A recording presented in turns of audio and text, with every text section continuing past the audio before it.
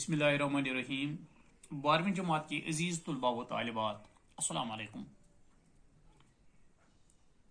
میرا آج کا موضوع مرزا اضلاع خان غالب کے غزل نمبر 1 کی تشریح ہے۔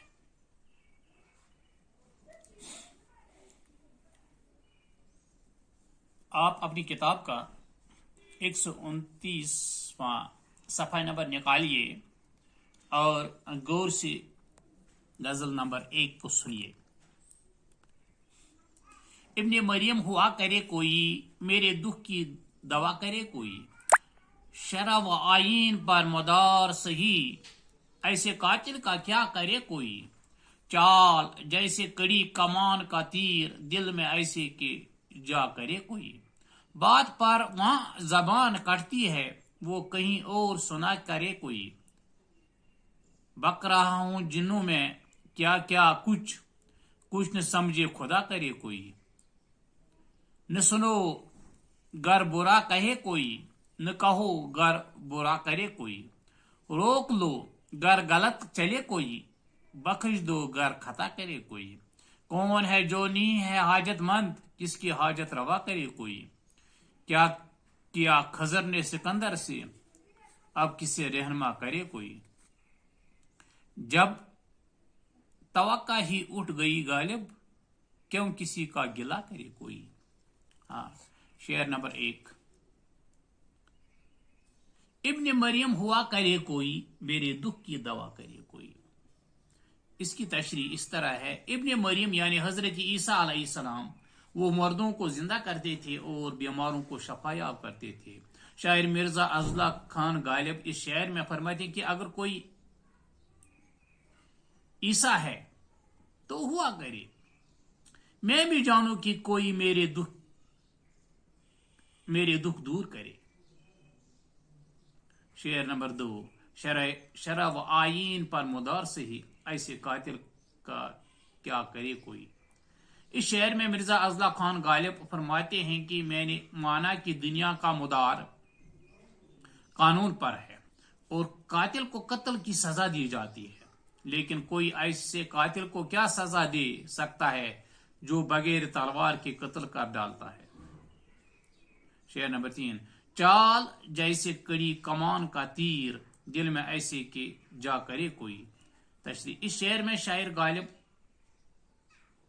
فرماتے ہیں کہ جس قدر کمان سخت ہوتی ہے، اس قدر تیر میں بھی زیادہ زور ہوتا ہے۔ فرماتے ہیں کہ میرے محبوب کی چال ایسی ہے جیسے کڑی کمان کا تیر ہوتا ہے، یعنی محبوب کی مستانی اور ناز برچال تیر کی طرح سینے کے پار ہو جاتی ہے۔ ایسے محبوب کے دل میں کوئی اپنے لیے جگہ پیدا کرے تو بات ہے، بات پر وہاں زبان کٹتی ہے، وہ کہیں اور سنا کرے کوئی۔ اس شعر میں غالب فرماتے ہیں کہ اگر ان کے سامنے ذرا بھی بات کی جائے تو وہ زبان کاٹ ڈالتے ہیں، جو کچھ وہ کہیں ہمیں بس خاموشی سے سننا ہے۔ شعر نمبر 5۔ بک رہا ہوں جنوں میں کیا کیا کچھ نہ سمجھے خدا کرے کوئی۔ شاعر غالب اس شعر میں فرماتے ہیں کہ میں جوش وحشت میں نہ جانے کیا کیا بک رہا ہوں، خدا کرے کوئی کہ میری باتوں کو نہ سمجھے، یعنی خدا کرے کہ راز عشق فاش نہ ہو جائے۔ شعر نمبر 6۔ نہ سنو گر برا کہے کوئی، نہ کہو گر برا کرے کوئی۔ غالب اس شعر میں نصیحت کے انداز میں فرماتے ہیں کہ اگر تمہیں کوئی برا کہے تو اس کی بات نہ سنو، اور اگر کوئی تمہارے ساتھ برا کرے تو اس کا ذکر نہ کرو، گویا دونوں صورتوں میں صبر سے کام لینے کے لیے کہتے ہیں۔ شعر نمبر 7۔ روک لو گر غلط چلے کوئی، بخش دو گر خطا کرے کوئی۔ غالب اس شعر میں فرماتے ہیں کہ اگر کوئی غلط راستے پر چلے تو اس کو روک لو، اور اگر کوئی خطا کرے تو اس کو معاف کر دو۔ شعر نمبر 8۔ کون ہے جو نہیں ہے حاجت مند، کس کی حاجت روا کرے کوئی۔ غالب اس شعر میں فرماتے ہیں کہ دنیا میں کون شخص ہے جو حاجت مند نہیں ہے، کوئی کس کس کی حاجت روا کرے، اگر کوئی تمہاری حاجت روا نہ کرے تو شکایت زبان پر نہ لاؤ، کیونکہ ہر شخص کی اپنی اپنی مجبوریاں ہوتی ہیں۔ شعر نمبر 9۔ کیا خضر نے سکندر سے، اب کس سے رہنما کرے کوئی۔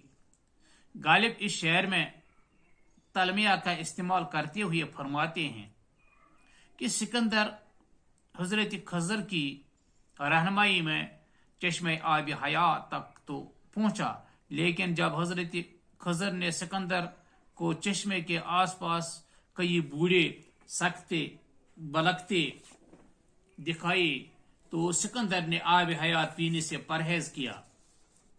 شاعر کہتے ہیں کہ خضر کے رہنمائی کے باوجود بھی سکندر آب حیات نہ پی سکا۔ ظاہر ہے کہ خضر سے بڑھ کر تو کوئی دوسرا رہنما نہیں ہو سکتا۔ اگر خضر سکندر کی رہنمائی نہ کر سکا تو کسی دوسرے سے کوئی کیا توقع کر سکتا ہے۔ شعر نمبر 10۔ جب توقع ہی اٹھ گئی غالب، کیوں کسی کا گلہ کرے کوئی۔ شاعر غالب اس مقطع میں ایک بڑی حقیقت بیان شاعر غالب نے اس مقطع میں ایک بڑی حقیقت بیان کی ہے کہ جب کسی سے کوئی توقع ہی نہیں رہی تو پھر کس بھروسے پر اس کا گلہ شکوہ کیا جائے۔ گلہ تو وہاں کیا جاتا ہے جہاں مان لیے جانے کی امید ہو۔ اس طرح سے غالب کی غزل نمبر 1 کے اشعار کی تشریح مکمل ہو جاتی ہے۔ میرا آج کا موضوع بھی اسی پر مکمل ہو جاتا ہے۔ خدا حافظ۔